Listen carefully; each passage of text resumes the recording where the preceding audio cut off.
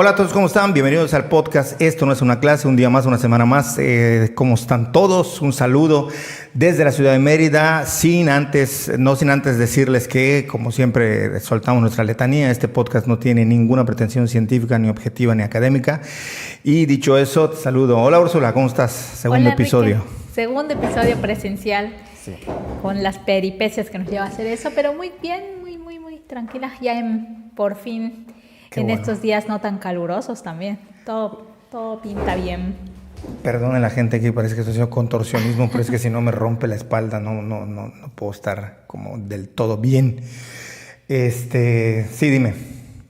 ¿De qué? No, pensé que me estabas diciendo. No te estaba diciendo nada. Ahí estoy viendo lo que estás haciendo. Ya, sí me da mucho trabajo porque necesito estar con la espalda bien derechita. Sí, pues es a cierta edad ya es necesario tener un buen respaldo. Tener cuidado con la espalda. Yo tengo ese problema que siempre estoy toda jorobada y sí me canso, ¿no? O sea, sí. Pero también ya me cansa ponerme en posición erguida porque no estoy acostumbrada. Entonces, pues eso, pero ya iremos consiguiendo. ¿Cómo te fue la chamba?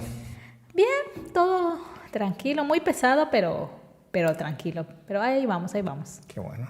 Parecen las preguntas de los señores, ¿no? Que se encuentran en la calle y no me acuerdo cuál es el término que tienen los gringos. Tienen un término para hablar de eso, que es como hablar de la plática vacía, ¿no? Cuando vas en el autobús y platicas con alguien, pues de lo que sea, o vas en el tren o en el avión y es así como de, ¿y cómo está el clima? Y sí, o sea, son como ¿no? Pláticas ahí. Sí, me acuerdo, porque en clases de inglés nos dan el término también, cuando estamos en secundaria, del tipo de pláticas.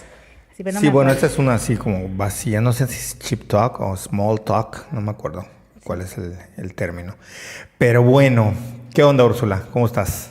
Otra vez la misma pregunta. Estoy haciendo la misma pregunta porque no me acuerdo de qué vamos a hablar hoy, pero ya lo recordé. Okay. Estoy haciendo como recursos así que no funcionan. ¿Cómo estás? Sí. Por tercera vez ahorita ya dijiste, ya estuvo. ¿Qué le pasa a este? Y todos los que nos están escuchando van a decir, ya. Ya, por favor, empiecen a algo mejor. No sabemos si vamos a cambiar de escenario de atrás, de background, porque pues aquí... Cuando hace fresquito está bien, pero cuando hace calor pues se pone muy fiero, ¿no? Entonces, claro. Bueno, ya nos dispensarán, que no sé si les interese tanto, porque si no están como viendo el video, pues bueno, de alguna manera solamente ese es un momento y no pasa nada. El tema de hoy, hay algunos conceptos que se utilizan en ciencias sociales, pero que repercuten, según yo, de manera profusa. Lo hemos hablado muchas veces y creo que parte de este podcast, sin proponérnoslo así tan de manera directa, ha sido como hablar sobre el tema de, pues, algunos conceptos que se malentienden, se malusan y cómo debería de ser.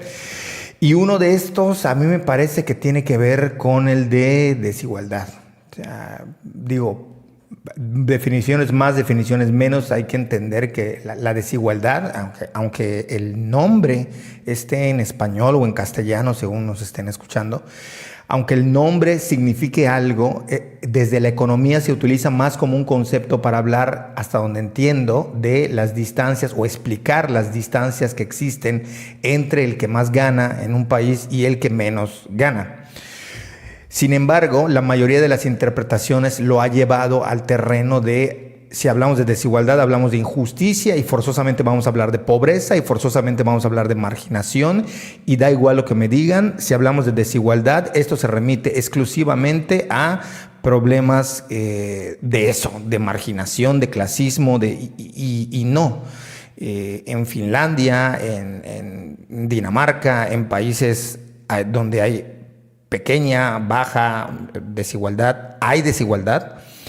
Sin embargo, esto va a variar del ingreso, de cómo están los sueldos, los salarios, los trabajos, en fin, va a tener un montón de matices, pero que tienen que ver más bien como herramientas que desde la economía se utilizan para analizar cuáles son las distancias que existen entre el que más gana y el que menos gana. Y eso también lo hemos mencionado en este podcast.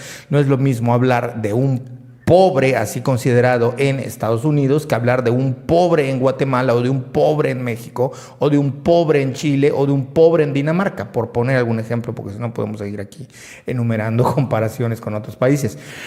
Pero sí es verdad que las ciencias sociales se encargan, y esto es algo que ya lo he mencionado en los podcasts anteriores, me molesta mucho que las ciencias sociales, en un mal esfuerzo por divulgar conocimiento, lo único que han hecho es dispersar una serie de malas definiciones, de entender muy mal por dónde va el asunto. Eso como primera cosa, ¿no? Para entrar con la idea de a qué nos referimos cuando hablamos de la desigualdad, ¿no? En los países, que es contextual, que varía, que depende de muchos parámetros, que tiene muchas métricas y formas de medirse, que cada país tiene las suyas, que tiene una carga política, pero sí evitar pensar entre quienes nos escuchan y nos ven que cuando hablemos de desigualdad forzosamente estamos hablando de una injusticia social o del Estado o del gobierno o de cualquiera que sea la entidad a la que se le achaque este mal, ¿no?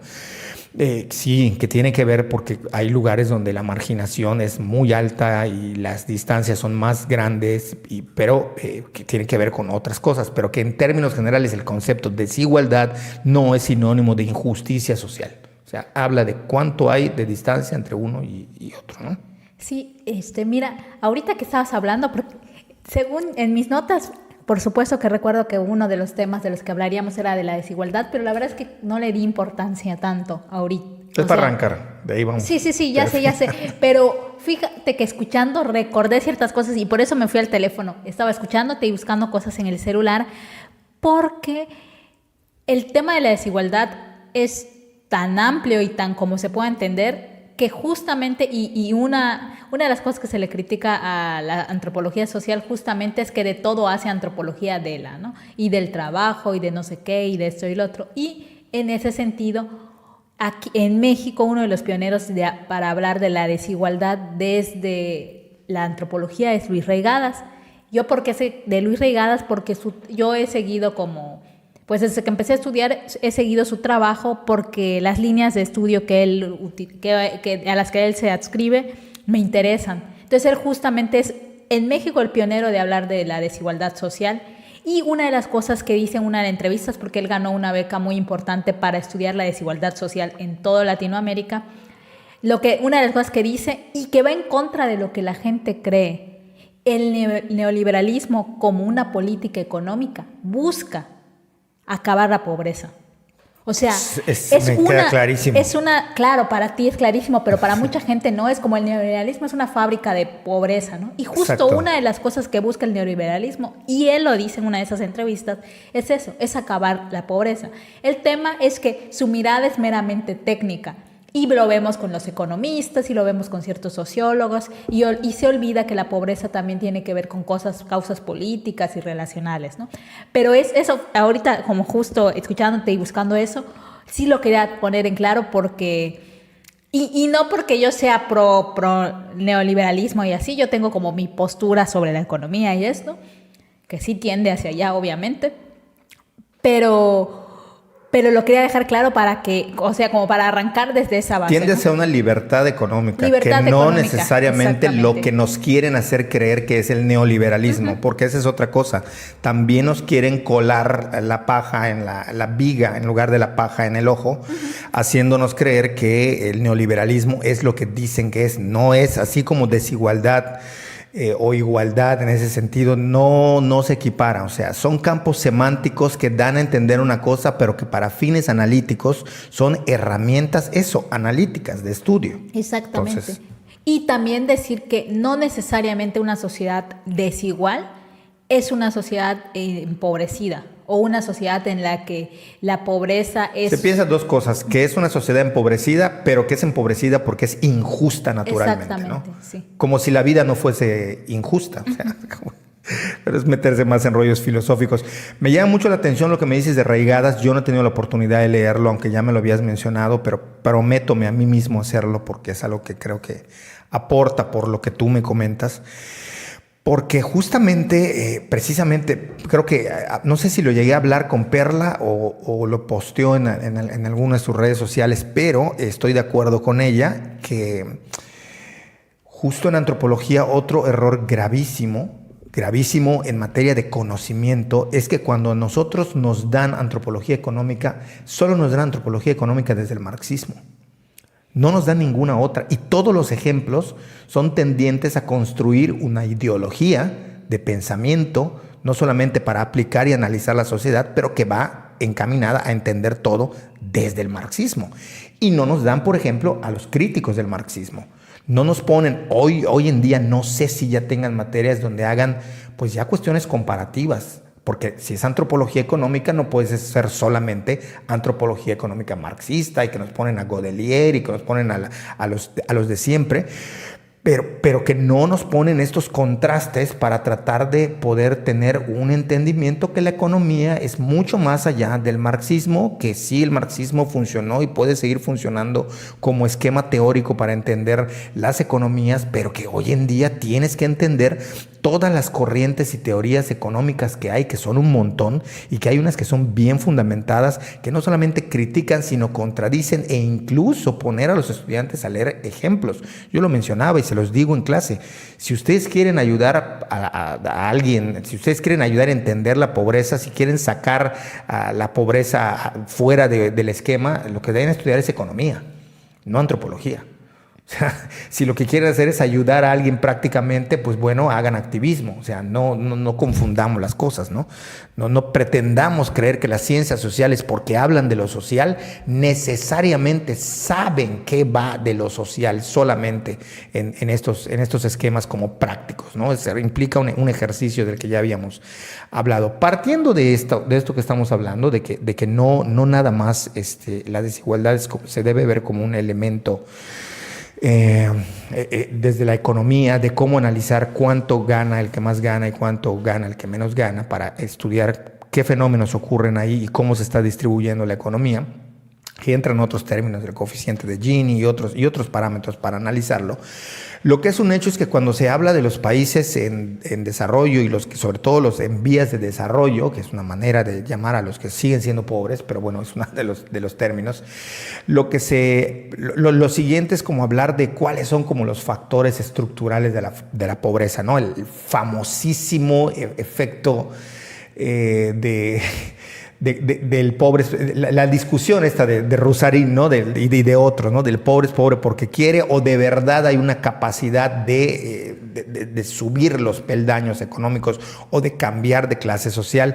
La movilidad social es algo que también se ha estudiado mucho desde Estados Unidos, porque Estados Unidos, como país capitalista por excelencia, fue uno de los primeros que, sobre todo durante la década de los 30, 40 y hasta más o menos los 50, antes de la Segunda Guerra Mundial, más o menos, no me acuerdo bien de las fechas, pero sí presentaba una movilidad social que era palpable, que era visible, que era rápida, y es verdad que con el tiempo esto se ha ido dificultando, en parte porque las políticas de izquierda cada vez han ido cobrando más relevancia y pues la visión económica que tienen no ha estado siempre tan a la par como lo fue en sus inicios, pero es un hecho que, digamos que como país capitalista se ha mantenido en ese sentido. El tema de la movilidad social, nos ponen siempre a Oprah Winfrey, hay un montón, ¿no? Cómo gente que viene de un contexto de pobreza y de grupos étnicos vulnerables y de situaciones desfavorecidas y desventajosas logran superar cosas para salir adelante, en fin, eso que ha sido muy, muy debatido, ¿no? Pero digamos que una de las cosas que se plantean es, la idea de que detrás de la pobreza hay una serie de estructuras que condicionan el hecho de que seas pobre, y al parecer si naciste pobre no hay manera de que sobrepongas esta debacle, ¿no? No hay manera de remontar en la vida ni un poquito. Esto es lo que nos dicen las teorías de izquierda, las teorías marxistas. Sin embargo, a mí me gustaría que tratemos de ver cuáles son esas, la gente que a lo mejor dirá, bueno, ¿y cuáles son esas cosas estructurales que están? Yo no me acuerdo porque lo tengo en mi teléfono, pero si tú tienes ahí los puntos, el primero, ¿cuál era? ¿Era educación? Rezago educativo. Rezago. Una de las cosas que se dice es que el rezago educativo es parte del problema o de aquello que nos explica que un país o una sociedad esté sumida en la pobreza, o que, más específicamente, si lo llevamos a términos más particulares, que una persona en particular no llegue a sobresalir o a estar en un estado mejor, o no pueda mejorar económicamente, obtener mejores empleos, mejores ingresos, y que ahí vamos a ver a la par cómo hay diferentes matices, ¿no? Y Curiosamente, hay varias teorías, porque resulta ser que hay estudios que dicen que mayor educación o mayor distribución de la educación o a mayor grado académico no representa y no significa necesariamente mejora económica en el sentido de riqueza. Vuelvo a citar a este tipo, el famoso Diego Rusarín, porque él cuando ha tocado este tema, él se basa en la riqueza. Y nosotros no estamos hablando de riqueza, estamos hablando de una mejora personal económica. O sea, que puede representar desde 1, 2, 3, 4, 5, 6 salarios mínimos. Los estudios que él menciona y que él cita hablan de riqueza, que mayor educación no representa riqueza. No estamos hablando de eso, de lo macro, estamos hablando de lo micro, es decir, en términos prácticos de una persona que decide estudiar, si bien estudiar hasta lo más alto que pueda, por decir un doctorado o tener una estancia que sea postdoctoral, si bien no le garantiza una riqueza, lo que sí hace la educación es que te da más herramientas para, si haces otra serie de cosas, posiblemente lograr mejorar económicamente. Hablar de riqueza es hablar de otro tema totalmente. O sea, el tema de si me voy a volver millonario o no, dependiendo de lo que estudie, es otro tema que no tiene nada que ver con lo que estamos hablando. Es decir, con cómo mejoro mi situación económica, pensando en una persona que viva en un poblado y que pues pase de vivir de lo que cosecha a producir, a tener un ingreso, a tener a lo mejor un empleo, a tener un salario. Entonces, recapitulando, si bien a mayor educación no se garantiza que se pueda tener mejores ingresos como todos los que estudien como se creía antes, ¿no? Te digo que yo le he preguntado a jóvenes que van a estudiar, les digo, ¿por qué quieren estudiar una carrera universitaria? Y sorprendentemente a día de hoy siguen respondiendo porque voy a tener trabajo y voy a ganar más. Extraño porque no les han dicho y deberían de decirles que esto no necesariamente corresponde con la realidad. ¿Que les da herramientas? Sí. Como te da herramientas a aprender inglés, como te dará herramientas a saber chino, como te dará herramientas si aprendes a programar, como te dará herramientas, un montón de cosas.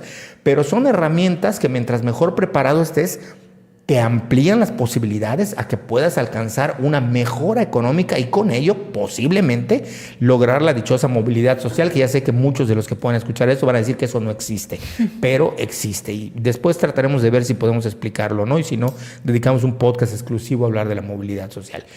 Eso es en teoría lo que viene, ¿no? De ahí. Luego vienen otras aristas que tienen que ver, por ejemplo, con deserción escolar. Eso es un tema que yo más o menos conozco, pero bueno, lo dejo hasta aquí para que tú comentes tu parte sobre este punto, ¿no? Bueno, sí, yo estaba... El tema de la pobreza, yo recuerdo que, bueno, es uno de los grandes temas en general cuando estudiamos ciencias sociales, creo, sí. Y además que es uno de los temas prioritarios de la nación, o sea, sí. Soné a política hablando, es que así pero lo hacen, así es, ¿no? Se paran y dicen en su plan siempre es reducir la pobreza, perdón, sí, estás muy bien. Sí, perdón. Bueno, sí, entonces, y es como uno de los grandes temas en México y en Latinoamérica en general, la pobreza. Sí. Y cómo entender la pobreza, y hay un chorro de instituciones que se dedican a entender, a medir, a generar estrategias de combate a la pobreza. Pues así se llamó mucho tiempo la Estrategia Nacional de Combate a la Pobreza en México, ¿no? Y fíjate que ha sido como, a mí me parece que ha habido una transición, justo esto que decía Regas en su entrevista, ¿no? De entenderla de manera muy técnica a intentar, a pesar de que sí, con un consejo técnico entender a través de Coneval la pobreza, cada vez más se añaden más factores para entenderla, para medirla. Y pues justo de lo que decías, ¿no? O sea, me parece que una de las primeras cosas fue cuando se generó esta línea de la pobreza de Coneval, ¿no? Que nos dice que los ingresos de una familia deben lograr poder comprar una canasta básica, 2 canastas básicas, no recuerdo cuánto, para ser considerada sobre la línea de pobreza, ¿no? Y después esto se fue volviendo más complejo, ¿no? Porque se habla ahora de la línea de la pobreza, la línea de la pobreza si está por encima o por abajo, dependiendo de sus ingresos y lo que puede comprar con esos ingresos. Y por otro lado, los indicadores de carencia social, ¿no? Que justo en los indicadores de carencia social está lo del rezago educativo, el acceso a los servicios de salud, a la seguridad social, que estos básicamente son con los que también se define la marginación, con estos tres, ¿no? Con rezago educativo, con acceso a la salud y con acceso a seguridad y servicios. Con eso se define que es una localidad marginada, que eso es más para, más que para personas en pobreza, es para localidades completas la marginación. Y luego está pues el tema de la calidad y los espacios de la vivienda, que justamente es de las cosas que censa el INEGI, ¿no? Cuando el INEGI va a nuestras casas y te pregunta, pues cuántos focos tienes, que cuántos cuartos, que todo eso, estos datos sirven para estos indicadores de carencias sociales, que es la calidad y espacios de vivienda. Y ves cómo ha ido evolucionando, ¿no? Porque ahora hacen mediciones en cuanto a servicios, hacen mediciones en cuanto a tu espacio habitacional, a los servicios básicos de tu vivienda, que también se toman del Censo Nacional de Población y Vivienda del INEGI, y el acceso a la alimentación nutritiva y de calidad. Aquí, y este último punto, me parece, no lo sé, porque realmente no me dio tiempo de investigar, pero como mi lógica me dice que esto debe ser de lo último incorporado, porque son de las últimas discusiones que se han tenido, ¿no? en salud pública en México con el tema del etiquetado, la norma oficial mexicana de etiquetado y ponerle los hexagonitos para saber cuánto azúcar comes o ese tipo de cosas, ¿no? Y por otro lado, la discusión en general internacional de la comida verdadera y de los nutrientes. Entonces creo que esta es como la última incorporación de estas mediciones y que a mí me lleva a preguntar cómo se va a medir que la gente, el acceso a la comida nutritiva, pues supongo que es por los mercados, por los supermercados, por las tiendas, por los productos que llegan, que se cultivan, pero lo que la gente come, ¿cómo se va a medir, ¿no? O sea, claro. El acceso y la alimentación, como dice, lo voy a leer nuevamente. Acceso a la alimentación nutritiva y de calidad. Solamente están hablando del acceso. Ok, está bien. Porque si nos dijeran... ¿Pero la nutritiva y la de calidad es la de supermercados o cómo? No. Acceso a la alimentación nutritiva y de calidad se llama Claro, pero habías mencionado lo del etiquetado, ¿no? Y yo entiendo que ahí hay contradicciones, porque... No, lo que dije del etiquetado es que me parece que por justo la discusión de salud pública en el país, que este último parámetro debe ser de lo que recién incorporaron. Porque la discusión en general Pero es interesante. México, mi pregunta para ti sería, ¿tú crees que no hay una... Sé que crees que sí, pero quiero confirmarlo. ¿Tú crees que no hay un desatino a la hora de juzgar pobreza si los referentes son... o si no hay claros referentes entre cómo juzgo la pobreza, si la juzgo desde ámbitos urbanos o ciudades o macro ciudades a lo rural? Por supuesto. Mira, por supuesto que yo cuando la primera vez que empecé a conocer la categoría de marginación, lo que se me vino a la mente es que justo esos parámetros son completamente, no sé cómo decirlos, centrados en la ciudad, en lo urbano. Sí, totalmente. Porque todos los que estén alejados de la ciudad, por supuesto que los accesos van a ser más complicados, ¿no? O sea... Complicados y con matices, porque exacto, no necesariamente lo que vas a comprar en el supermercado te garantiza que sea un acceso de calidad. O sea, no lo que da la ciudad garantiza exacto, que necesariamente sea de calidad. Yo lo pensaba para servicios de salud, sobre todo. Sí, pero entonces hay que deslindar. O sea, para salud, sí, muy probablemente así sea, ¿no? Sí. Pero también hay que entender cada contexto. Por ejemplo, el caso de Mérida, sabemos que Mérida es una ciudad que en salud abarca no nada más el tema de los poblados que están acá. Hay gente que traen de Cancún para servicios que no pueden dar en Cancún. Uh-huh. Supongo que para el caso de Campeche ocurrirá lo mismo, pero te asombraría saber cuánta gente de Tabasco y de Chiapas siguen viniendo a Mérida como polo para recibir a servicios de salud. Es decir, Mérida es la gran capital del sur-sureste, por decirlo, sí, no por decirlo de algún modo, diciéndolo directamente. Entonces, esto es así como de... están más marginados los de Campeche y los de Cancún porque no tienen acceso a veces a una ambulancia para un servicio mayor que alguien que está en un poblado de acá. Esas cosas... que tiene que ver también con los costos, porque, por ejemplo, aunque de Campeche estés más lejos en kilómetros, alguien que vive en Ekbalán, Sucacap, tiene que pagar 400 pesos por flete porque no hay transporte inmediato. En cambio, si yo soy de Campeche, aunque estoy más lejos de Mérida, mi transporte me cuesta 100 pesos, 150 y hay cada hora. Claro. O sea, ahí lo mides. Esos son los tipos de cosas que tienen que ver. Y yo no sé si ahora Mérida sea el más equipado en cardiología. Te voy a decir por qué. Porque cuando operaron a mi mamá de una operación grave, la operaron en Villahermosa. La razón fue que era el hospital más equipado para cardiología en esa época, después de la Ciudad de México, porque mi mamá no iba a aguantar el viaje a la Ciudad de México. O sea, la altura la iba a dejar ahí tendida. Entonces era muy riesgoso el viaje, entonces solo viajó a Villahermosa y los médicos de la Ciudad de México viajaron a Villa. O sea, digamos que se encontraban a la mitad del camino. Pero yo estaba chica, no recuerdo si fue para que no viajen tanto los médicos o porque estaba más equipado que el de Yucatán, el hospital donde la operaron. Pero digamos que fuera de esas especialidades, particularidades, todavía, digo, ojalá que se siga, que cada estado vaya siendo autónomo. Mérida sigue siendo el epicentro en salud, en educación, claro, con muchas cosas. Del sur-sureste es Mérida.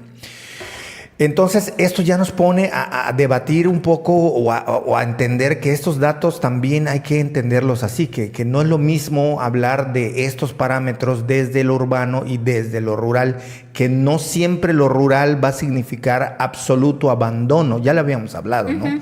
Incluso cuando hablamos de la alimentación, de qué tanto come mal un pescador. O sea, insisto, los datos de campo, lo que uno observa en campo es que los pescadores, por lo general, salvo casos, insistimos, donde haya violencia, donde hay un contexto de drogadicción o de ingesta de alcohol y de adicciones, y pues comen cosas que a lo mejor nosotros no podríamos tener acceso todos los días, ¿no? Claro, como producto de mar que se vuelve muy caro, pero que tienen estos alimentos. O también hablamos de otros lugares que no necesariamente son la costa, de cómo tienen ciertos alimentos que son muy nutritivos, que son muy buenos. No estoy diciendo que sea el caso de todos. Por supuesto que existe la pobreza, por supuesto que existen municipios y entidades brutalmente marginadas y con muy alto rango de pobreza, pero que tiene sus matices, que hacer tabla rasa a partir de un solo medidor, aunque nos ayude a entenderlo, no es el que acá alcanza a explicar todo. Y estamos hablando de los factores estructurales, empezamos con el de la educación, que el rezago educativo nos dicen que es el de la pobreza, pero al mismo tiempo vemos que el tener un acceso a la educación no necesariamente va a redundar ni en riqueza ni en pobreza. O sea, no es ninguno de ellos, ¿no? Y fíjate que yo... Pero son herramientas que tienen que tener a nivel de derechos, eso sí. Sí, claro, no. Y mira que hemos tenido tú y yo pláticas acerca de cuáles como los pilares del capitalismo, el tema del ahorro, el protestantismo y todo eso.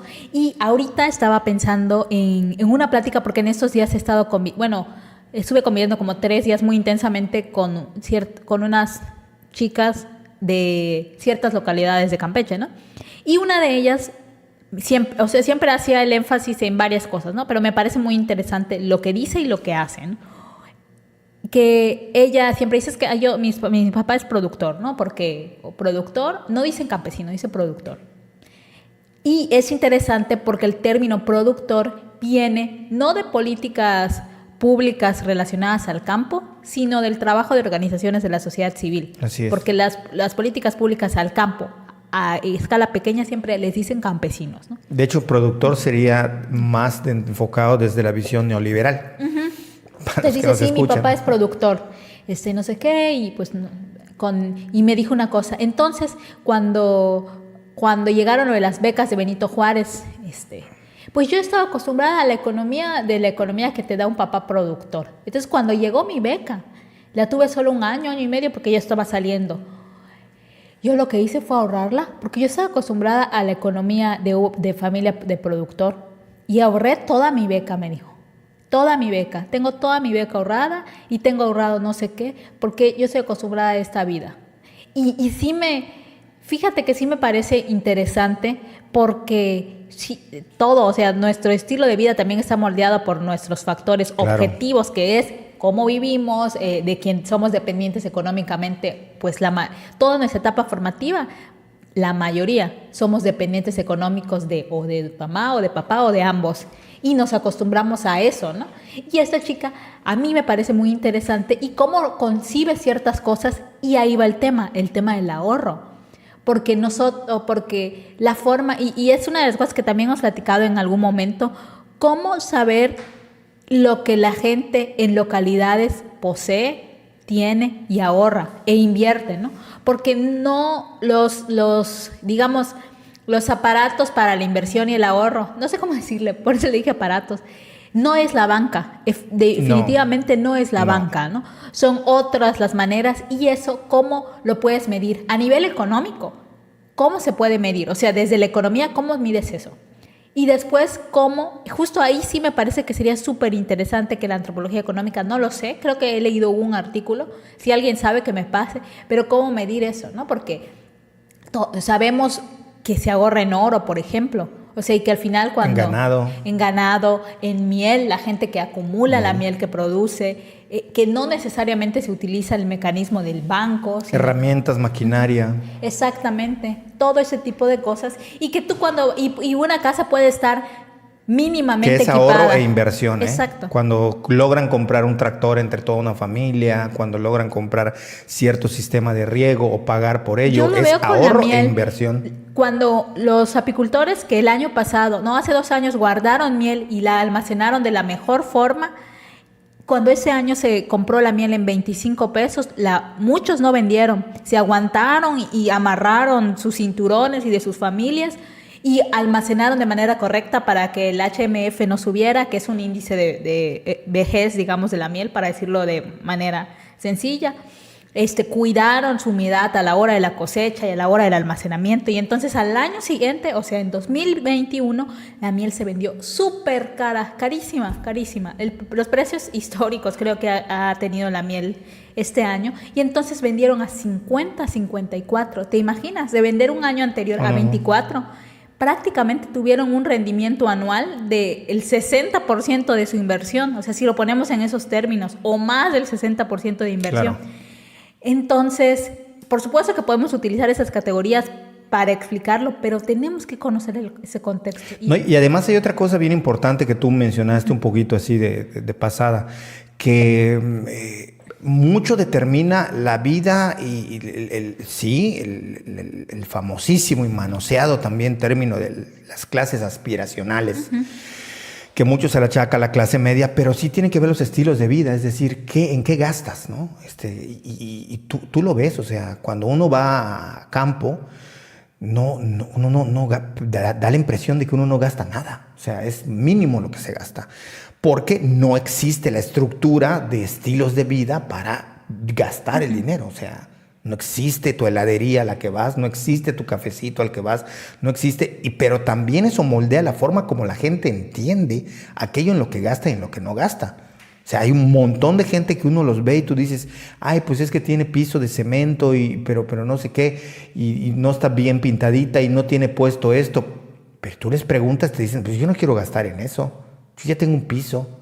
Yo no necesito ponerle, habrá quien se lo quiera poner, o yo no necesito gastar en comprarme pantalones de marca, yo no necesito comprar en ese tipo de ropa, yo lo que hago es que le doy a mi esposa la tela y ella nos hace la ropa. O sea, hay como un montón de cosas que están detrás, que yo creo que la idea a transmitir es que no es negar la pobreza, porque eso sería una estupidez de nuestra parte, sino el hecho de entender que esto de riqueza, pobreza, subir de nivel socioeconómico, bajar, injusticia, tiene un montón de matices por los que tenemos que entender cómo funcionan y cómo va la sociedad. Que no nada más es decir, es que hay pobres y eso es por el neoliberalismo y entonces hay injusticia social y toda la corrupción, que sí tiene que ver, pero hay un montón de cosas que lo explican. Y volviendo al punto, hablando de los temas estructurales, educación, ya lo que dijimos.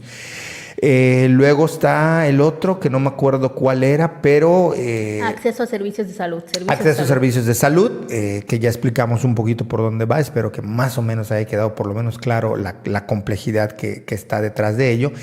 Y hay algo que a mí me interesa siempre, ¿no? Este mismo personaje, Rusarín, Una vez supuestamente se reventó a otro, a otro, porque son youtubers, aunque a él le moleste, a Chumel, porque le hace una pregunta, ¿no? Y le dice, ¿tú eres de individualidades o de colectivos?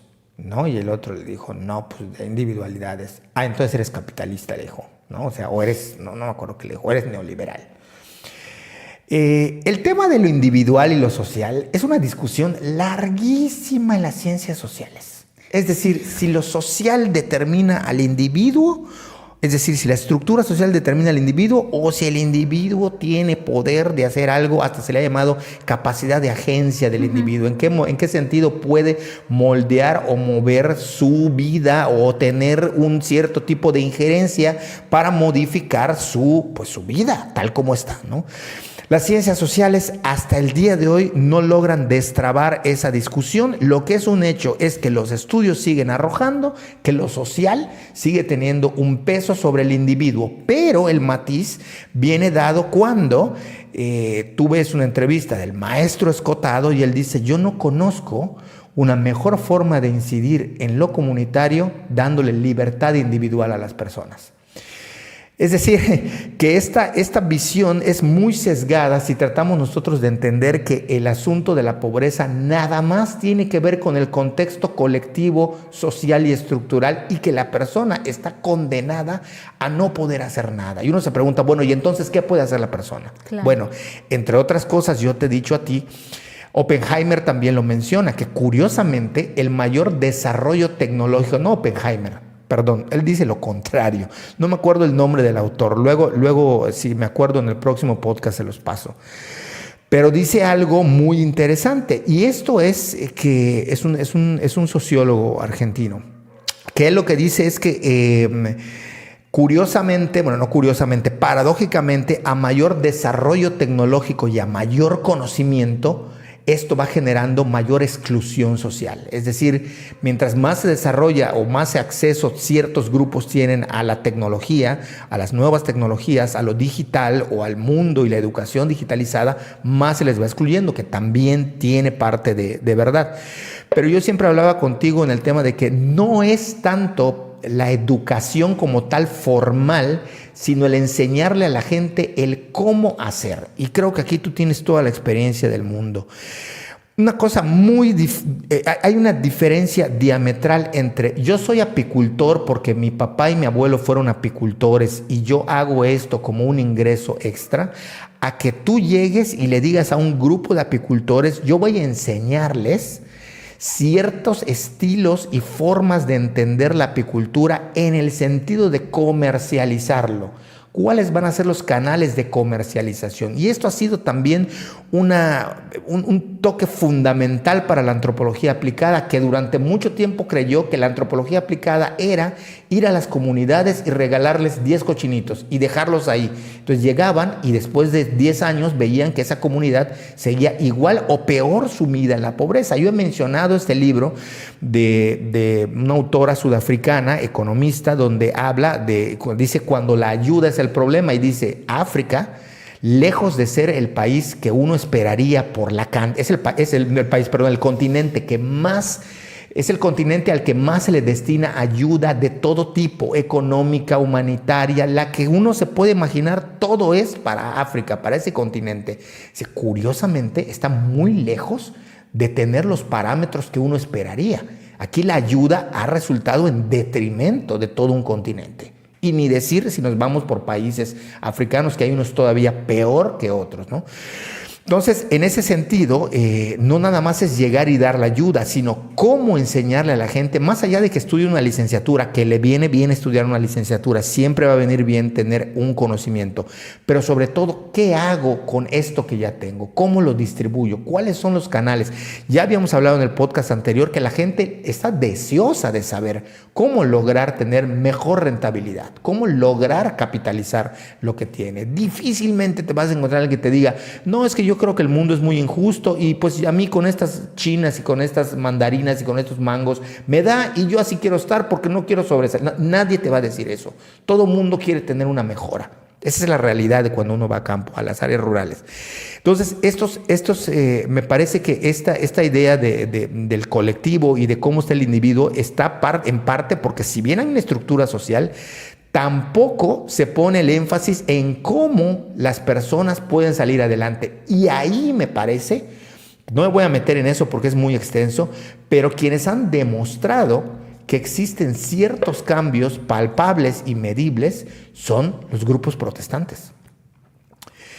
Que si bien no podemos hablar de que en América Latina el protestantismo es una réplica tal cual como Max Weber analiza que la ética protestante va ligada al progreso capitalista, sí nosotros encontramos que a nivel micro, las familias que logran convertirse, no estoy diciendo, en mi estudio de Guatemala yo menciono perfectamente que hay un montón de católicos que por ser migrantes o por lo que sea lograron sobresalir y tener una prosperidad económica por encima del resto, incluyendo a los protestantes. Por eso Latinoamérica se debe entender aparte.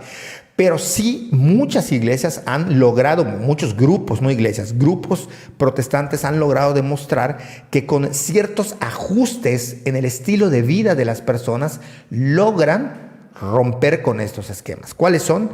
El orden económico, organizar a su familia, es decir, si antes tenían 3 mujeres y hijos regados, tratan de establecer un orden. Les inculcan el ahorro, les inculcan lo que ellos llaman mayordomía, que tiene que ver con toda una estructura de cómo organizo y administro mi tiempo, mi trabajo, mi dinero, mi familia, pero también mi cuerpo. Dejar de fumar, dejar de tomar, dejar de tener vicios. ¿Cómo lo estructuro de tal manera que esto pueda traer dividendos? Y creo que tú misma, sin haber estudiado esto, me has preguntado, ¿no? Oye, es que yo veo que la gente que está en ciertas iglesias logra sobresalir o tener ciertos esquemas. Y esto lo digo como para llevarlo al tema, digamos, fundamental, que tiene que ver con ciertos esquemas de vida que la gente es necesario que los modifique, si quieren, pero que sí estos programas tienen que ir aparejados, no nada más de cómo te doy un dinero o un ingreso, sino cómo te enseño a trabajarlo, cómo te enseño a comercializarlo, pero también cómo te enseño a ordenar tu vida, incluyendo, por ejemplo, programas de nutrición que tú bien conoces y que sabemos que muchas fundaciones y asociaciones civiles están teniendo, ¿no? Sí, definitivamente, ¿no? O sea, es algo... A mí no me gusta digamos, ese adjetivo de multifactorial, pero en esto sí, o sea... Es que todo es multifactorial. Exactamente, o sea, pero... No es que no guste, sino que todo es multifactorial. Es redundante decir que la pobreza... Es redundante. Cuando alguien dice, este problema es multifactorial, todos son multifactoriales. Exacto, pero justo con pobreza, y como se ha hecho este desglose tan digamos, tan concienzudo de cómo entender la pobreza, cómo medir la pobreza y cómo combatir la pobreza, y la desigualdad, va de la mano, sí que pues conocemos todos esos factores. La desigualdad entendida como reducir esa distancia que existe. Sí, claro. No, y por ejemplo, una de las cosas que México y Argentina tienen tienen clarísimo, no dando una posición positiva o negativa sobre esto, simplemente que tienen clarísimo y que esa ha sido la apuesta en México y en Argentina para disminuir la desigualdad social, que es la igualdad de oportunidades. Esa ha sido la apuesta en México y en Argentina, igualdad de oportunidades. Si no lo digo yo, lo dice Reigadas, lo dice Duet y lo dice un chorro de gente, ¿no? Que esta ha sido la idea y que también se ha visto en los programas de gobierno, ¿no? Que todo lo que... O sea, casi que hay un discurso que es hay que generar igualdad de oportunidades, hay que esto, y muchos de los programas fueron hasta antes de este sexenio con esta idea. Ahora supongo que está allí, pero de otra forma que no logro entender, ¿no? Porque... por ejemplo, digamos, si yo algo tengo que criticar a este sexenio en general, es el tema de la desaparición del programa de Prospera, ¿no? Que antes era Oportunidades, que con Oportunidades hubo muchísima crítica porque desde las localidades, porque a mí me tocó escuchar, ¿no? O sea, yo hablo desde mi experiencia y desde mi percepción, no digo que así sea, ¿no? Pero sí me tocó escuchar gente que decía, pues vamos a tener hijos, total nos los mantienen, ¿no? O sea, porque sí, podías tener 3, 4, 5, 6 hijos, total, por cada uno te va una beca, ¿no? Pero de alguna manera incentivaba la educación, porque, bueno, te pagaban más si tenías una hija en prepa que un hijo en prepa. Entonces, sí fue notorio el aumento de muchachitas estudiando en las localidades por esta idea. Digo, un programa como Oportunidades necesitaba ser a muy largo plazo y irse como revisando, ¿no? O sea, revisar qué cosas se pueden implementar. Luego, cuando cambia Prospera con el sexenio de Peña Nieto, se le pone una cosa que fue muy criticada, ¿no? Que simplemente se te iban a becar a dos hijos, creo, o 3 hijos, no más. De alguna manera se estaba intentando disminuir la natalidad en las localidades rurales, ¿no? Porque pues ya no, ¿para qué voy a tener 6 hijos si no me van a becar a los 6? Y la otra cosa es que se implementó un programa de formación en diferentes empleos y oficios y esto. O sea, la idea era que aprendiera las localidades, la gente que estaba en los programas, que Prospera no es solo rural, es rural y urbano, ¿no? Es para... O sea, con esto que estás diciendo podemos entender que otro problema estructural grande que puede explicar a entender o ayudarnos a entender la pobreza es el embarazo en adolescentes, ¿no? Sí, el embarazo y la alta tasa de natalidad. Exactamente, sí. Ese era el tema, ¿no? Y por eso una de las estrategias de los programas era justo que las chicas estudiaran lo más posible, porque pues si están estudiando quizás no se embarazan tanto, ¿no? Y pues una vez embarazada se sale, o sea, si yo tengo una hija de 17 años en prepa, me van a pagar más por ella que esté estudiando que un muchachito de 17 años de prepa, pero si ella se embaraza, ya se sale del... Y esto que estás diciendo tú, hablando de cosmovisión, que cosmovisión... Me molesta tener que hacer este tipo de apreciaciones, pero cosmovisión, cuando hablamos de grupos rurales que son mayablantes, no se refiere a qué deidades del monte creen ni en el inframundo. No. Tiene que ver quienes crean en eso y para cuando lleguen sus ciclos rituales, pero la cosmovisión se refiere a la visión del mundo del sujeto. Algunos incluso ya lo equiparan con la idea o el concepto de ideología, es decir, que ya debemos dejar de hablar de cosmovisión y pasarlo a ideología. Me parece un poco brusco el cambio, pero a lo que voy es que cuando hablamos de esto es qué visión de vida tienen. Y esto no es diferente, esto no contradice lo que históricamente en el medio rural se ha visto, es ver en los hijos una posibilidad de ingreso, ya sea como fuerza de trabajo o como una inversión a largo plazo para que te cuiden y velen por ti, o como, en este caso, lo que me estás diciendo, que me vuela la cabeza, es pues están dando dinero por hijos, porque así lo entiendo, pues vayamos a tener hijos para que nos den dinero, ¿no? Sí, y justo a mí, mira, yo estuve dando más tiempo, no que más tiempo, porque al final, básicamente toda mi experiencia laboral ha sido en localidades o rurales o que viven cierta situación extraña, ¿no? Como yo, por ejemplo, en Ciudad Chimuyil, donde estuve, yo no puedo catalogar esa localidad, ¿no? Porque es una localidad, no sé cómo decirla, única en el país, ¿no? Única en el país por cómo se formó, por toda su dinámica. Que ya luego podemos hablar de eso en otra ocasión, como de ese tipo de ciudades o de localidades. No sé. Estaría buenísimo, sí. Porque sí lo hemos hablado en pláticas afuera de los podcasts. Pero sí valdría la pena. Que hay unas que se cocinan aparte, ¿no? Pero bueno, el caso es que me tocó estar en el 2012 viviendo 8 años en una localidad de 4,000 personas, ¿no? Que en términos de localidades rurales es más o menos grande. Llega a Villa, tiene el título de Villa, con 4,000 personas. Pero que justo fue en el más fuerte, en la época más fuerte de oportunidades. Todavía iba a ganar Peña Nieto y todo eso, ¿no?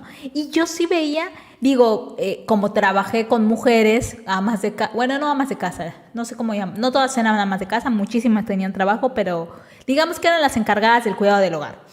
Y sí me tocó ver o sea, cómo esta dinámica iba cambiando, ¿no? De decirle al marido, no, mi hijo no va a acompañarte a la milpa o lo que sea porque tiene que estudiar, porque tiene que cuidar su beca. O sea, sí me tocó verlo. Sí. Y sí yo lo vi. Fue muy, muy También fuerte. Me tocó verlo ese periodo justo haciendo trabajo a campo, ¿no? Sí. Y era oportunidades, o sea, era. Y era peor porque muchas veces solamente los inscribían y se iban de pinta o no, o sea, traía una serie de vicios de solo me inscribo para obtener el ingreso económico que me dan, pero realmente no me interesa la escolaridad. ¿Por qué? Volvemos a ello. La visión de vida que tienen en la mayoría de los poblados del estado es: yo me voy o a Mérida o me voy a la Riviera Maya. Claro. Porque ahí está el dinero, porque además lo ven. No es como que les cuenten historias de no. Ellos ya tuvieron a un primo, a un amigo, a un tío que se fue a la Riviera y que regresa con una capacidad económica que ellos no imaginaron y que no pensaron, y una también capacidad de libertad de expresarse como personas y de comprar lo que quieran y de hacer lo que quieran con un dinero que no van a tener en su localidad, y que además les da una libertad de abrirse al mundo y abrirse a la vida, ¿no? O sea, de ir a una discoteca, de ir y tomarse unos tragos en un bar, cosa que jamás harían. Y no nada más estoy hablando de eso, sino de toda la visión. Por eso hablo de la cosmovisión, que toda la visión de vida, de proyecto de vida que tienen, lo cambian, ¿no? O sea, ahora como eso, yo en el tema del embarazo más o menos conozco algunas cosas, insisto, a nivel cualitativo, a nivel de lo que las personas dicen, porque es muy fácil en estos. A mí me da mucha risa cuando dicen: es que ¿cómo vamos a hacer para hacer que las personas dejen de embarazarse? Pues no sé. O sea, la gente en su libertad, pues no sé, le dan ganas de tener relaciones sexuales y las tienen. O sea, ¿cómo se impide eso? Bueno, hay una gran diferencia. Tú entrevista a muchas de las amigas que puedas tener que no se han embarazado, porque seguramente tendrás algunas que se han embarazado, lo mismo pasa conmigo. Y siempre la pregunta es: ¿y por qué no has tenido hijos o por qué no te embarazas? Es porque quiero estudiar una carrera, porque quiero tener un futuro, porque antes de que yo me embarace o piense en tener hijos, quiero desarrollarme como persona, porque quiero tener un negocio. Proyectan a futuro, proyectan una vida.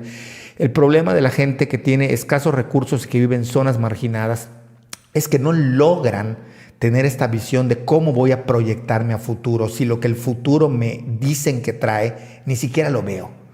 Lo que resuelven es el día a día. Y en un estudio que hizo una persona a la que le dirigí la tesis, y yo revisando después, esta era una respuesta muy frecuente. ¿Por qué se embarazaban? Es porque llega un punto en el que las muchachas entrevistadas decían: porque yo, ¿qué más voy a hacer? O sea, aunque yo estudie una carrera, en el lejano caso que yo pueda estudiar una carrera, ¿yo qué voy a hacer con eso? O sea, mi entorno y lo que yo tengo aquí me indica que lo único que puedo hacer es tener un hijo, tener una beca y tener un marido que, si tengo suerte, me pague algo o me mantenga y mantenga a mi hijo. Pero no tienen esta visión ni del ahorro, ni de la autonomía, ni del cuerpo, ni de cómo me organizo, ni de cómo soy el mayordomo, el que cuida mi vida. No existe en estos grupos vulnerables. Y sembrar o tratar de poner esta visión de que puedan decir: es que a futuro yo voy a ahorrar, es que a futuro voy a lograr estos objetivos. Si no se logra construir en el individuo, en el sujeto, una idea de cómo crecer, aunque suene, a superación personal, pero cómo crecer, cómo tengo un proyecto de vida, cómo tengo algo que me motive, el destino se ve muy corto. Resuelvo mi problema de comer y alimentarme hoy y mañana veré. Pero yo no puedo proyectarme. Tú pregúntale a cualquier persona en esta situación: oye, ¿cómo te ves en 5 años? Y la pregunta les parece como que se la sacaste de Saturno. Es como: ¿de qué me estás hablando? O sea, no sé dónde me veo en 5 años.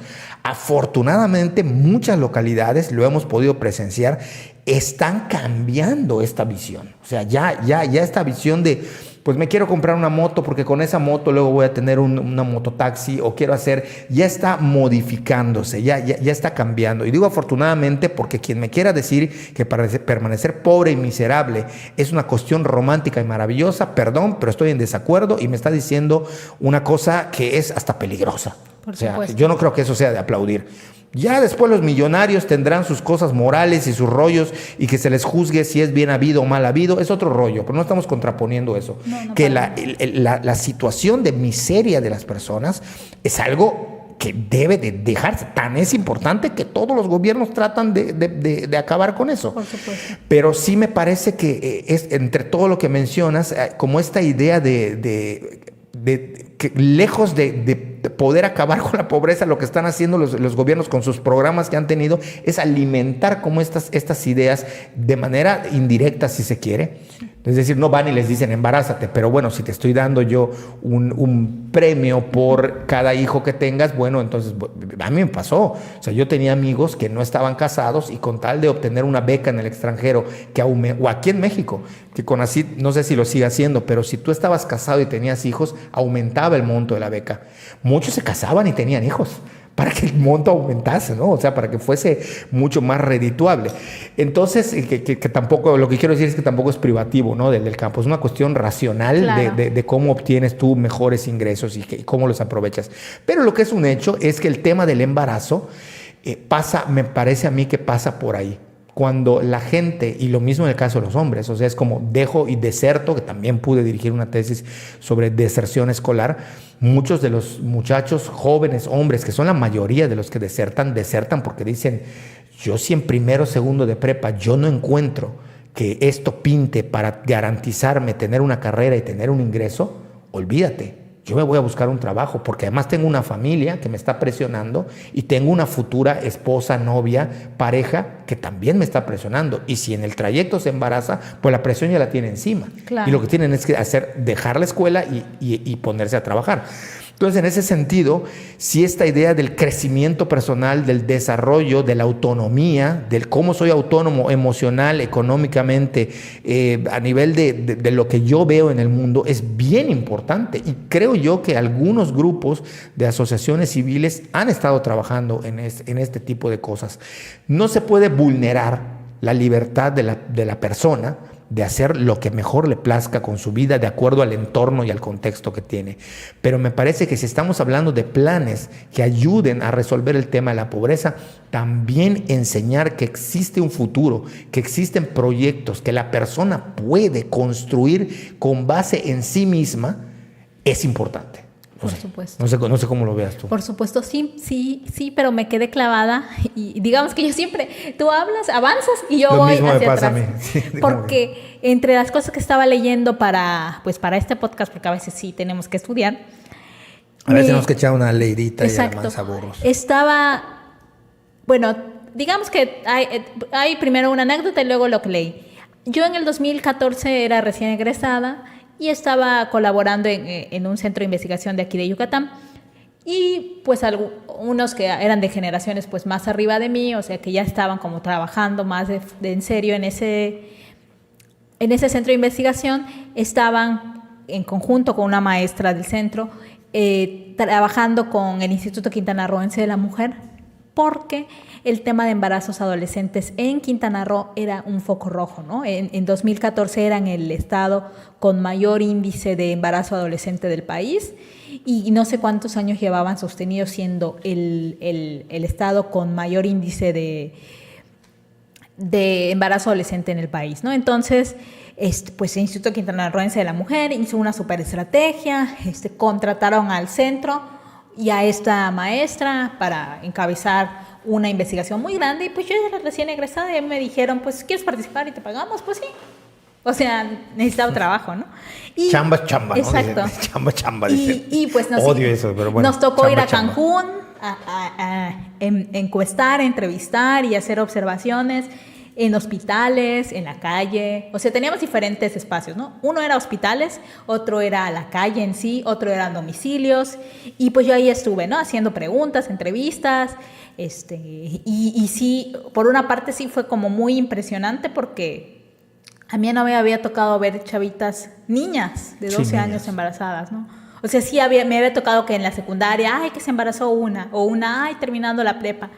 Pero así de fuerte de ver niñas de 12 años embarazadas, sí fue como un golpe de realidad para mí, ¿no? Quizás yo no conocía esas situaciones de vida tan de cerca hasta que las vi así, ¿no? De golpe. Y lo recuerdo claramente, te digo, porque a mí me tocó y sí me impactó, ¿no? O sea, sí llegaba en la noche al hotel y decía, está durísimo esto, ¿no? O sea, ¿qué está pasando en Quintana Roo? Y hoy, releyendo y buscando las estadísticas, pues ya, digamos que después de eso ya sé cómo buscar rápido estadísticas de embarazo, porque pues te lo aprendes, ¿no? Cómo ir buscando esas cosas. Y me sorprendió que Quintana Roo para 2019 y 2020 está entre los últimos lugares de embarazo adolescente en el país. Es decir, en 6 años Quintana Roo bajó sus niveles de embarazo adolescente como entre 25 posiciones, ¿no? Y no dice a qué atribuyan. No esto. dice porque, o sea, eso es como yo bajé las estadísticas, busqué las notas de prensa y todo eso. Digamos, tendría que haber hecho un trabajo más de fondo que no iba a dar tiempo. Yo sí creo, basado en lo que me tocó a mí ver en una pequeña localidad, pero creo que habla mucho para entender que es otro problema. Muchas veces creemos que solo porque hablé en mi localidad no puedo extrapolarlo. A ver, extrapolarlo no, pero sí te permite tener elementos para comparar con otros lugares. Y yo sí creo que esta idea de la visión de vida que se tiene, veámoslo aquí, o sea, ¿cuál es la educación que se da a nivel escolar, pero también en el seno familiar? No se impulsa el embarazo ni el sexo como tal desde los padres, y no hablo de una visión conservadora en ese sentido, sino se habla de, si quieres lograr algo, no te embaraces, estudia una carrera. Y hay un entorno que te alimenta, dependiendo de en dónde estés puesto socialmente, que te alimenta estas ideas. Es decir, primordial que acabes una carrera. Entonces tú vas entendiendo que si quieres lograr estos objetivos, estos proyectos y estas metas, no debes embarazarte, porque esto va a perjudicar y en la mayoría de los casos impedir que los alcances. Entonces a mí sí me parece que estas visiones de vida no son tampoco estoy diciendo que esto vaya a ser la gran solución, pero sí creo que tiene que ver, y no me extrañaría que en este caso de Quintana Roo se asocie a un cambio de visión social de vida, de proyecto de vida a futuro, y que esté alimentado por las estructuras y por los organismos y por las escuelas y por las familias, ¿no? Estaba buscando, Quintana Roo pasó de ser el número 1 en 2014, que fue cuando yo fui a hacer, digamos, las encuestas de esta investigación grandísima que financió el Instituto Quintanarroense de la Mujer, a que en el 2019 fuera la entidad 29. Es decir, es prácticamente de las últimas 4, la número 29 en índice de embarazo adolescente. ¿Qué hizo Quintana Roo? No lo sé, pero yo creo que si esa estrategia nacional para la prevención de embarazo adolescente, tendría que mirar qué hizo Quintana Roo, sí. Con todo y el tema de las drogas, con todo y el tema de todo esto. Violencia. Algo debió hacer, y yo casi que estoy segura que esta investigación del Instituto Quintanarroense de la Mujer fue parteaguas para lograr bajar, porque es evidente que se hizo algo. ¿Por qué no pasas del 1 al 29? No. Por casualidad.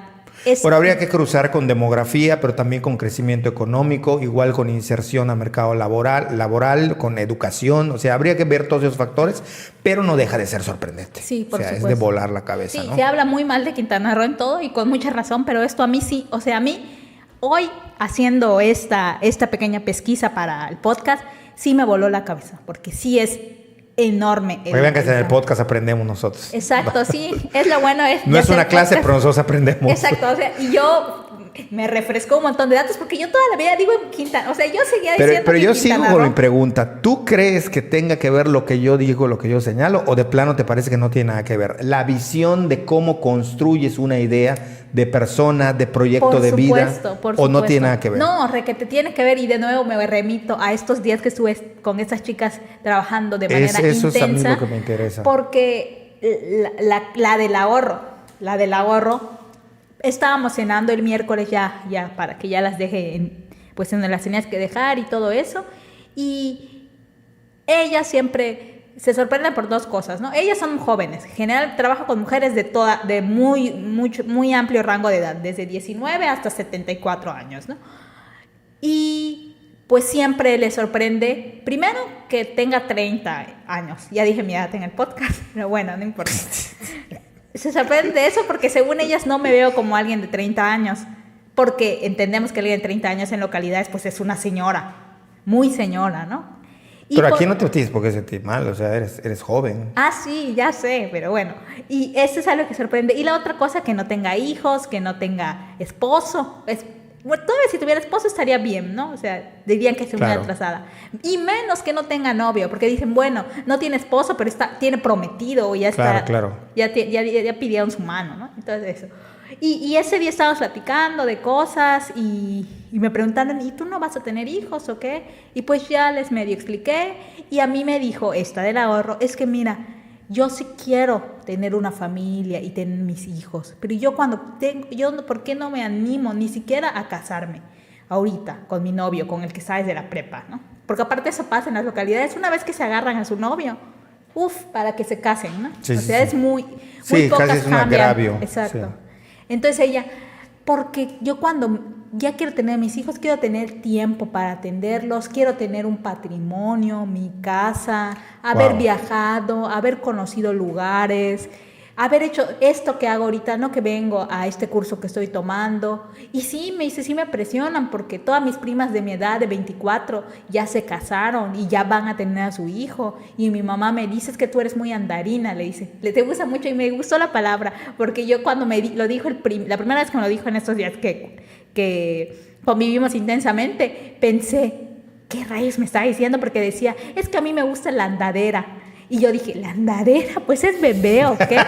Y luego, anda arrastrándose su andadera. Sí, me encanta. Y mi mamá me regaña porque me gusta la andadera, que no sé qué. Y ya luego entendí que hablaba de andar, de ir a conocer lugares, de irse a vender. Que nunca sabía si es andadera o andandera, pero bueno. Sí, quién sabe, pero no sé ella me decía, eso es que la andadera.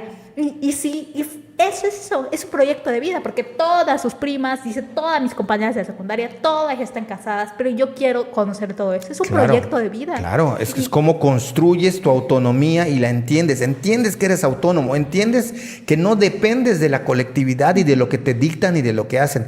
Eso va a modificar muchísimo cómo estas personas, que han habido casos, insisto, entre los grupos protestantes se logra ver cómo con ciertos ajustes que tienen en su vida logran una prosperidad notable. No millonarios, no estamos hablando de eso, vuelvo a recalcarlo, pero sí una movilidad notable, o sea, logran sobresalir. Muchas veces incluso necesitan mudarse del lugar en donde están porque no tienen cabida en un lugar donde no pueden seguir avanzando y donde incluso son objeto de ser juzgados por quienes están alrededor de ellos, ¿no? De cómo lo lograron. Pero me parece que esto que tocas es fundamental y bueno, que tiene que ver, por supuesto, ¿no? El famoso, a mí me lo han dicho, ¿no? O sea, como, ¿no tienes hijos? No. ¿Y por qué no tienes hijos? Y yo pregunto, ¿y por qué debo tener hijos? Y me responden, para que tengas algo. O sea, esta idea también es muy, muy, muy fuerte, esta idea de tener un hijo como tener una posesión. Hay una charla TED de una chica que habla sobre la pobreza, una colombiana, y ella dice, nos critican a los pobres porque tenemos hijos, pero es lo único que podemos tener, lo único que podemos poseer. Nosotros no tenemos un carro, no tenemos casa, no tenemos bienes, no tenemos propiedades, pero tenemos hijos. Está en unas charlas TED, después, si no se me olvida, porque siempre, ya ha habido algunos de los que nos escuchan que me ha señalado que siempre que prometemos que vamos a dejar enlaces, nunca los dejamos, que sería bueno dejarlos.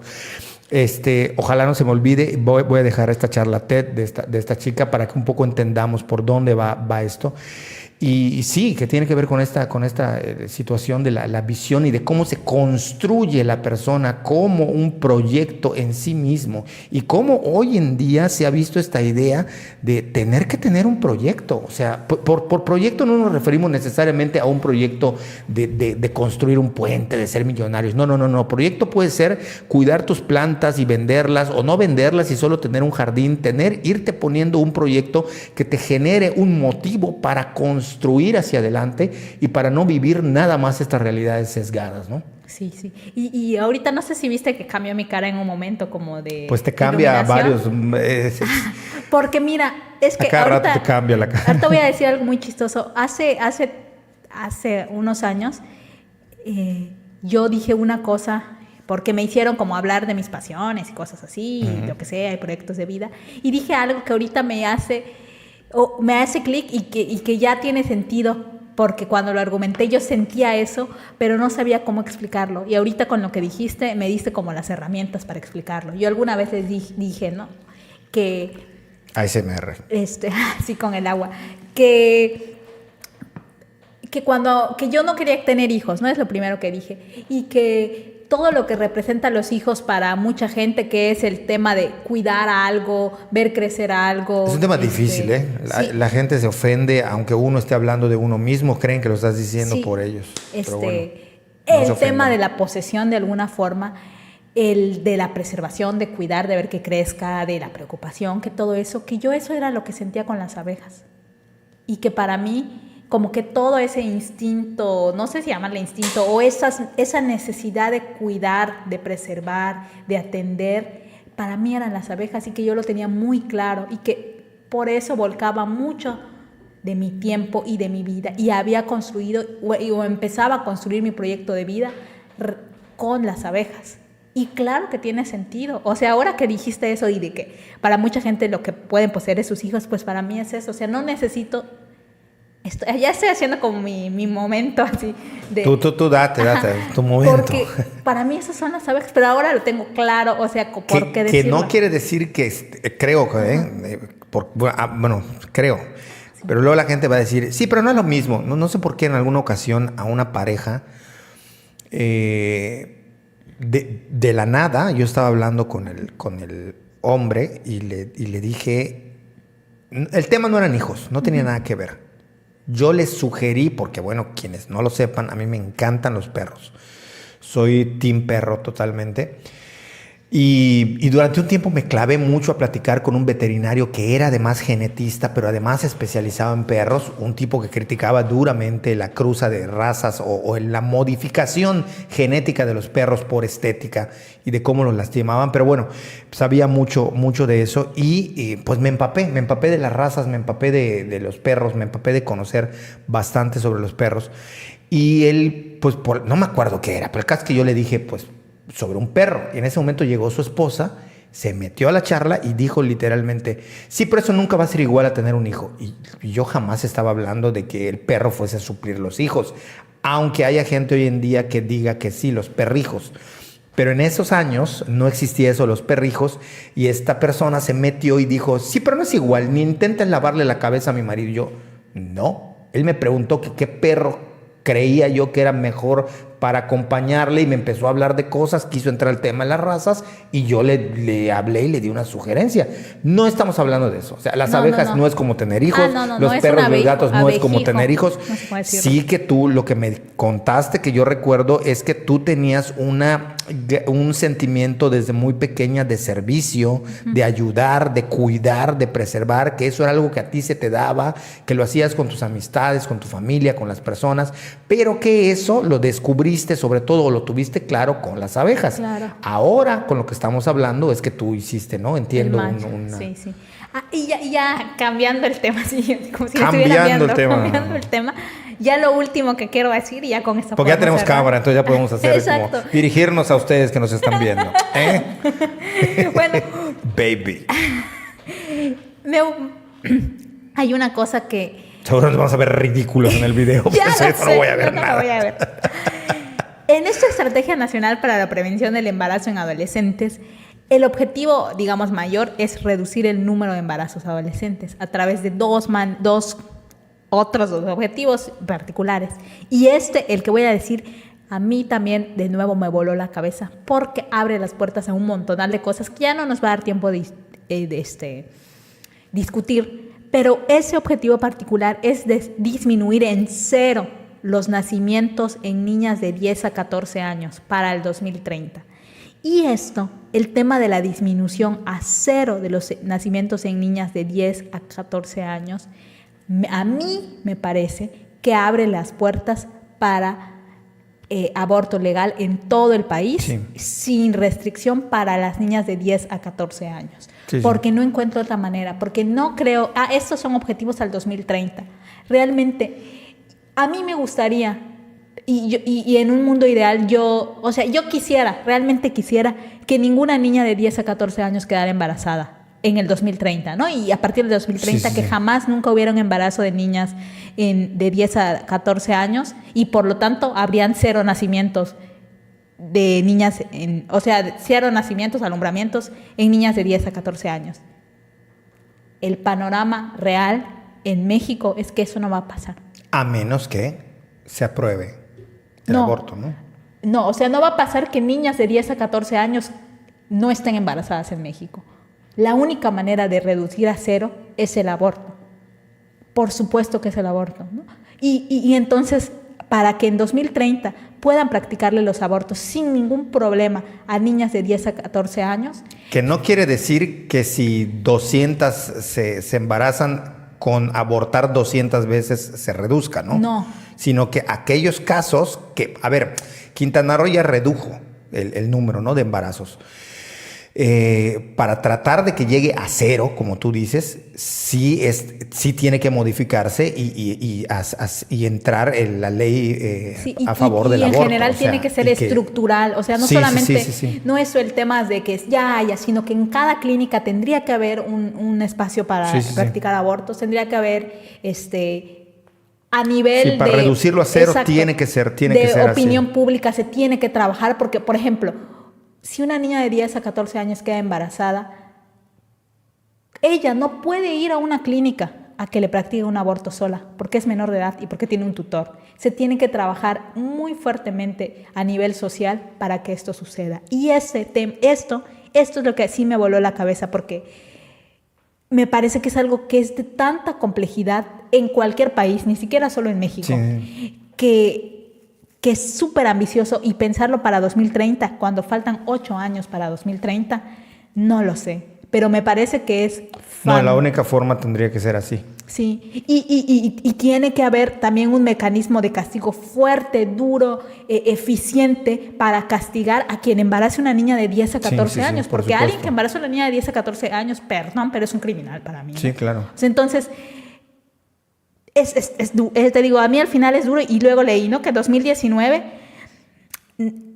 nacieron de niñas de 10 a 14 años, hubieron 8,500 partos. Son muchísimas niñas. Mucho. Muchísimas niñas.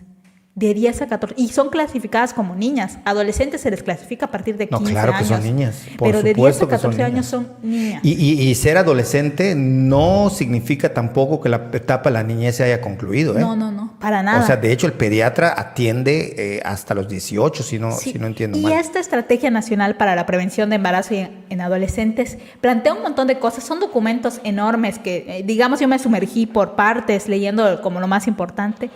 Sí habla de recomendaciones, no dice... Y es chistoso porque uno podría entender desde la moral y la ética el momento de empezar una vida sexual, ¿no? Y se presta como para eso el tema de hablar del inicio de la vida sexual. Se presta a moralismo, se presta a discusiones de ética y cosas así. Pero esta estrategia lo que plantea es que no la edad recomendada, porque no me acuerdo cómo lo dice, pero sí que una edad en la que uno puede ejercer de manera responsable su vida sexual es a partir de los 21 años. Y en México creo que el promedio está entre 14 años. Imagínate la distancia de 14 a 21 años. Claro. Es enorme. Digo, yo me pienso a los 21 años y era una cagada. O sea, jamás, si a los 30 años me pienso que sería la peor madre del mundo. Pero bueno, una de las recomendaciones para iniciar la vida sexual es 21 años. Entonces, ¿qué coincide con la mayoría de edades en Estados Unidos? 21 años. ¿O ya la bajaron? Sí, lo que pasa es que ya entrar al tema en general, no enfocado a embarazos de mayoría de edad y cuándo pueden, cuándo no, está un poco complicado porque, como diría Arjona, aunque les moleste Arjona, a los 18 eres un niño para ir a un bar, pero no para ir a la guerra a matar. Exacto. Entonces, eso ya entra dentro de ciertas cuestiones, ahí sí, culturales y de cómo construye cada sociedad su visión sobre la adultez, la responsabilidad y demás. Pero bueno, digamos que sí, bueno, yo a los 21 estaba manejando una patineta. O sea, no, pero bueno, cada yo a los quien... 21 estaba abriendo mi sopa Nissin y ponerle su agua caliente. Porque sí, yo a los 21 soñaba con ser Tony Hawk en la patineta, todavía, sí. Pero bueno. Pues no sé, me gustó mucho, muy interesante, sí. Aprendí mucho, gracias por la investigación que hiciste, fue rápida pero fue sesuda, me gusta, no sé, que ojalá que nos puedan comentar a ver qué les pareció, ojalá que haya abierto luz sobre un tema que nos parece importante. Y pues nada, yo hasta aquí lo dejaría. Hoy se prolongó también. No sé si rompimos el récord, pero vamos Creo por que sí. la hora 20, hora 18. Y nada, pues ojalá que nos escuchen, que nos compartan, que es siempre lo más importante. Los que nos ven en plataformas donde se le puede dar like, suscribirse y compartir, que lo hagan. Los que nos escuchan, mil gracias por seguirnos escuchando. La verdad es que de verdad, muchas gracias. No nos vamos a cansar de decirlo. Y pues nada, nos seguimos viendo en el siguiente episodio. Así Hasta es. luego. Chao.